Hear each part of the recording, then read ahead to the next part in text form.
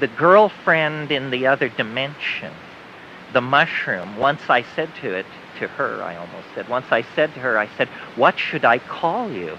And she said, "Call me Dorothy." So I invoke it, and it comes, and then we're off. And sometimes it's easy and loving, and sometimes it's different. I remember one very epic trip I had where I had tossed out a big compost pile from growing mushrooms years ago in another country. Actually, it was a past life, I'm now recalling. But anyway, I tossed out this stuff, and this thing grew, this humongous mushroom. And I had taken mushrooms the previous Saturday. I had taken a full dose, which is 5 dried grams. So I thought, I want to take mushrooms again this Saturday, but I think I may have picked up a tolerance. So I'll just take 9 grams instead. And this is where the learning takes place. The mistakes. Treasure your mistakes. So the thing, it's like I'm sitting there and suddenly I realize, oh my God, it's coming at me.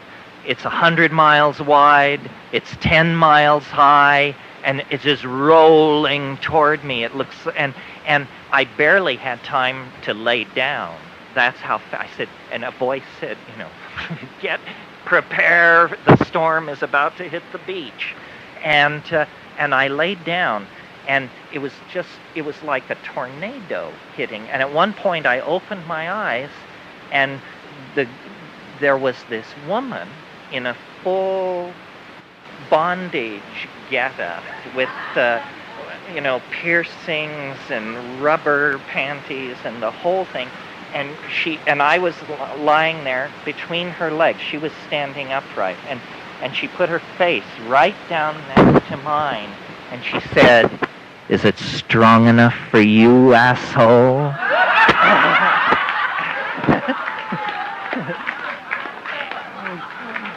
To which I replied, "Yes." And then she said, "They say it helps to close your eyes, cowboy." And I later, in thinking about that trip, I realized the reason the mushroom addressed me as cowboy is because that's most people mushrooms have met have been cowboys and cowgirls, because they're the people who follow the cows. And most people have encountered this thing in the pasture. Maria Sabina, the mushroom shamaness of Oaxaca, claimed not to have been initiated. She claimed that as a child left to watch the sheep and the cows, she had been hungry and had gotten into eating mushrooms. Once I was in India and I was cornered. This guy, I was loaded actually on mescaline, and this guy swam aboard my houseboat, and normally I just would run these guys off because they were thieves and beggars, but I was so loaded that I couldn't do anything but sit there. And this guy came up to me and sat down across from me and looked at me, and after a few minutes he said, "Face is index of mind." And I said, "Ranji, I can't be interrogated now." But it was this thing. He could see, face is index of mind. My mind was swirling visibly there.